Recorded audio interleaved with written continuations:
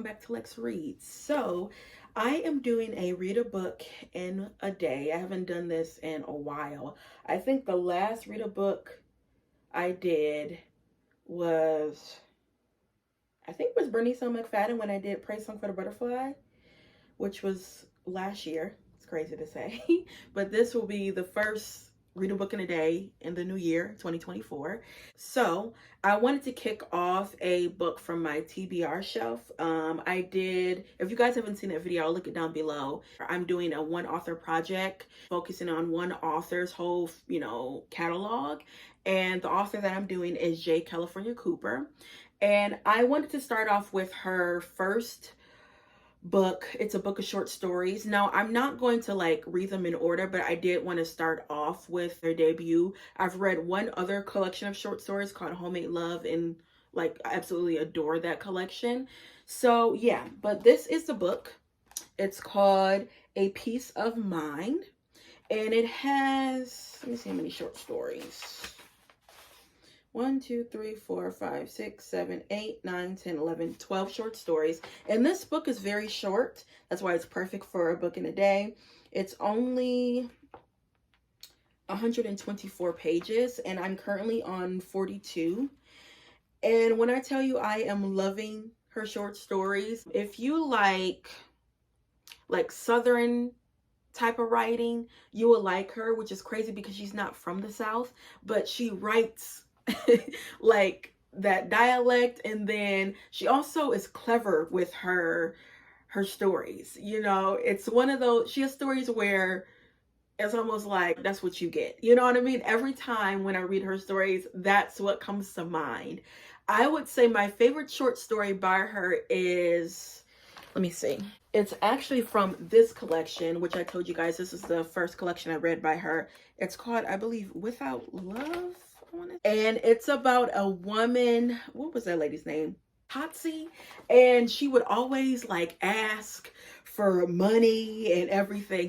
And the way she describes her is hilarious. And I think Tati's kind of like a little fast kind of woman, and she starts going to church. And the way she describes her is, like I said, is hilarious.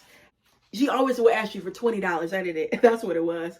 And then I'm so excited to read her novels because she just doesn't do short stories. She's mainly known for short stories and some plays, but she does have some novels. So I'm really excited about that. But I did want to kick off, a book for my TBR list. So that is what we are reading. It's currently 1 and I still got my pajamas on. But I today kind of want to take it easy since I do have to go back to work tomorrow. The good thing is the house is clean. I just want to do some laundry. What else? I don't have to do any meal prep because usually when I don't feel like doing any meal prep, I'll just do salads. So I'll be able to do that. I have the chicken and all that. What else do I have to do? Obviously finish my book. And then I need to get maybe another bookshelf. As you guys know, I'm redoing this room. Again, I'm turning it into a full library, and I'm so far, and it's not even done yet, y'all. I am loving this space. When I come in here, just love it. This wall is going to be filled with shelves, and I'm thinking about getting another 3 bookshelf, but then I'm also thinking about maybe getting a 5 bookshelf for this wall, and I'm probably going to have to get rid of this bookshelf. Let me show you guys. So this right here, it doesn't fit all the books, so it's just not gonna work. And I do need to get rid of this. It's kind of wobbly. I am thinking about maybe having a little nook, reading nook right here, but I just want this room to be very spacious because this room is very little, and by me having kind of having the middle free, it makes it look a tiny bit bigger. So yeah, that's what I am working on, but I'm thinking about getting a 5 bookshelf right here, probably getting it from Target, and then probably next week I'll get the rest of the bookshelves because you know them bookshelves add up, girl. The 5 bookshelf is like $40, and then the 3 bookshelf $28, and I need like 4. Sorry you guys, that was a maintenance guy fixing my kitchen light. But and then also too, I'm going to move this. This is my, what is this, YA middle grade. I'm gonna probably move this over here. But I actually was doing some research, because you guys know how much I like to like research the authors and know their like, you know, background and things like that, which was not a lot of information, especially with her personal life. But she was born in California, hence her pen name. She was a lover of Tennessee Williams, so she kind of played on his name. But I assumed that she was from the South when I first read her. When she was younger, she spent time with her aunt in Texas. So that's why she knows that dialogue, that Southern dialogue, and that comes out in her, you know, her literature. And she actually got her start from Alice Walker. Her daughter, J. California Cooper's daughter, Paris, actually invited Alice Walker to one of her plays, and Alice encouraged her to turn, you know, some plays into stories, and that's what she did. And then later on, Alice Walker had a publication. It was called Wild Trees, I believe, and she's the one that published her works. Yeah, we're gonna get dressed. And I want to talk just a little bit about the plays, because are you writing any more plays? You haven't written any more plays? You haven't missed writing plays? It was so easy to do this genre that I just didn't go back. Didn't go back. And it was Alice Walker who saw your plays and helped you get published. Yes, she did the publishing. She said if I turned them into plays, my short stories, she would publish them. So I had other people in line waiting to get into my head to get into a play. And this way I could just write them, and that was better. Right.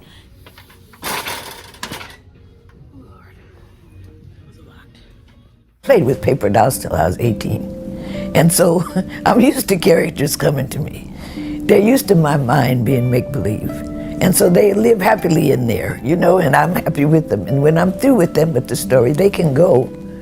And that's why I wear that dress when I read, because I get a chance to get them back and in that dress. And that's why if I just stood up and said, and then after she went down, it wouldn't be the same. But that dress is another piece of my magic, which belonged to my mother, which was across her bed when Alice Walker said, we gotta go because you have to read. And I said, in front of everybody? I have always been the kind of person who wonders about people and things, and I have some neighbors who have kept me pretty busy with plenty to wonder about.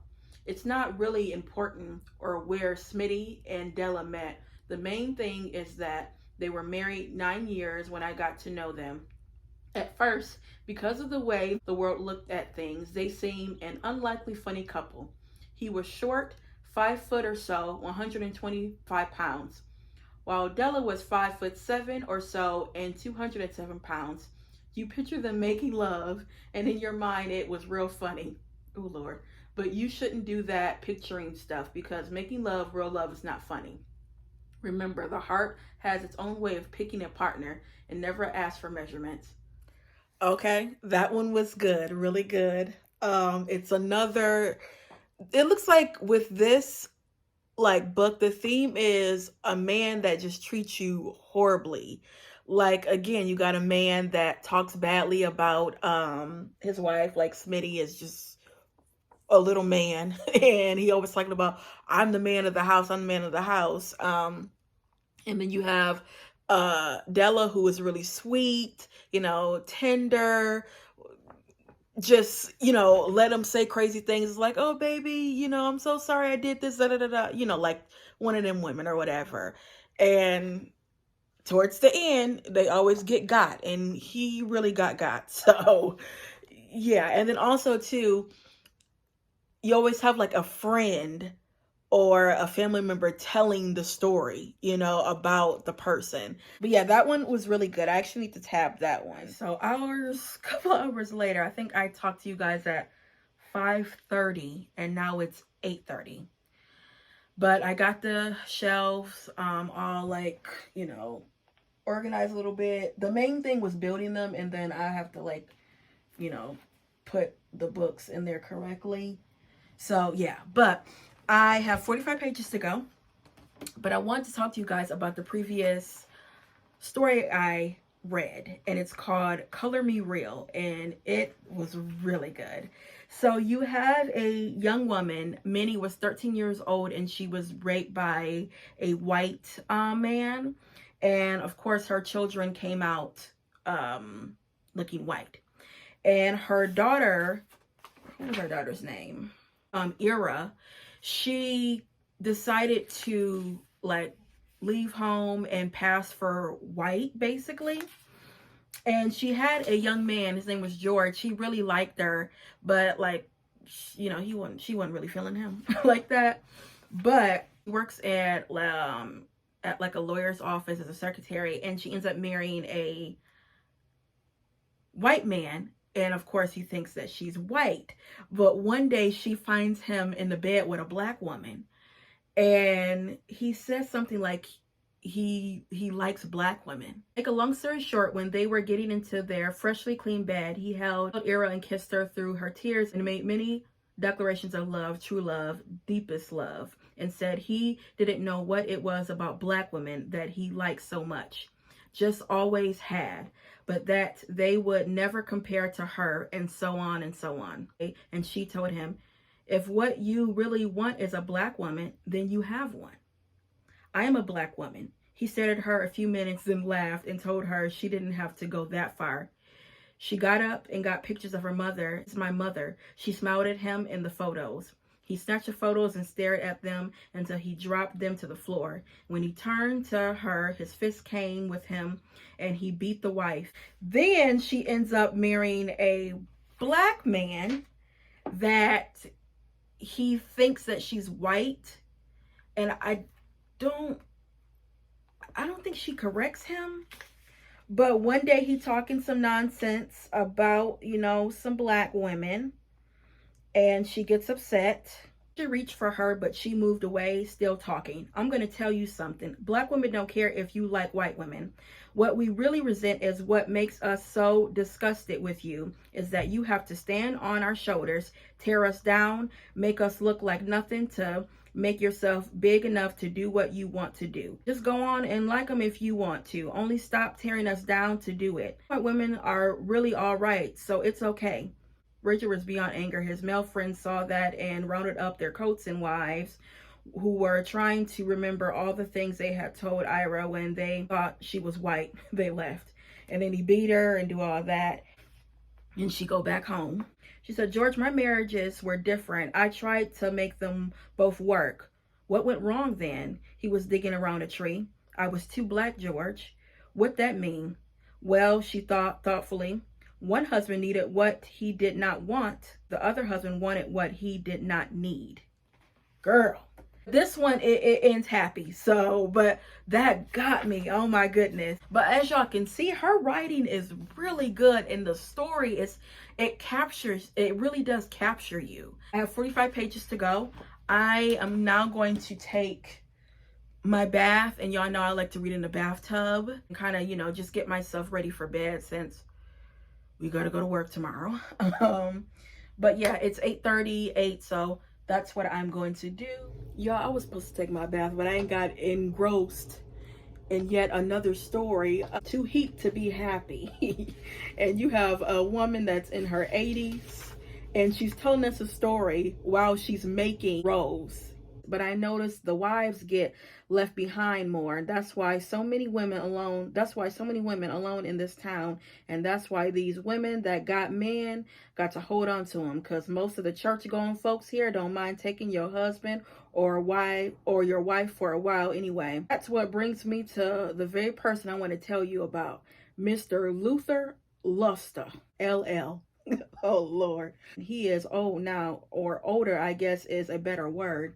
He about 70 years old or so, but he always been kind of nice and soft and easygoing. And Leslie used to come over here and talk and drink beer. If I didn't hear them talk, my husband would tell me later because I kept my mouth shut. I learned early that you learn more if your mouth was shut before and after. So you can tell me everything you want to about your business because I'm going to take it to my grave. I don't tell nothing. Meanwhile, she is telling somebody about Luther while making rolls. Ooh, these rolls are turning out nicely. Lester's happiness depends a lot on what other people do for him, more than he knows. Lord, ain't these rolls good? My Lord, have some more, child. This is hilarious. Now, you've written several novels. You got several novels under your belt, but it seems that it's the short story that you do a lot more of. Do you have a liking for short stories Yes. more than the longer novels? Well, I like them both. What I like about the novel is that it's there when you're finished, and you enjoy doing it. And so, but the short stories, you get in there, you get to the point, and you can. And the way I write, I'm very pleased about the people who read my work, because I can say something about someone and I can say anyway, and I can skip 5 years ahead, and they know everything that happened, just like I understand. They understand it. Right. So short stories are quick to the point, and for the reason that I'm writing, I need to get to the point. But in a novel, sometimes you're getting to several points, or the story is interesting to me. Right. Like that. So you guys, I finished the book yesterday. I accidentally deleted my footage of like me talking about the book. But I'm at my friend's house right now, but really love the book. I would give it a 4 out of 5. I keep on saying book. Well, it is a book, but really love the short stories. I just love her stories. They're just unbelievable. I would say if you haven't read a J. California Cooper book, please read one. I started off with Homemade Love and loved it, and then obviously The Peace of Mind is her debut collection.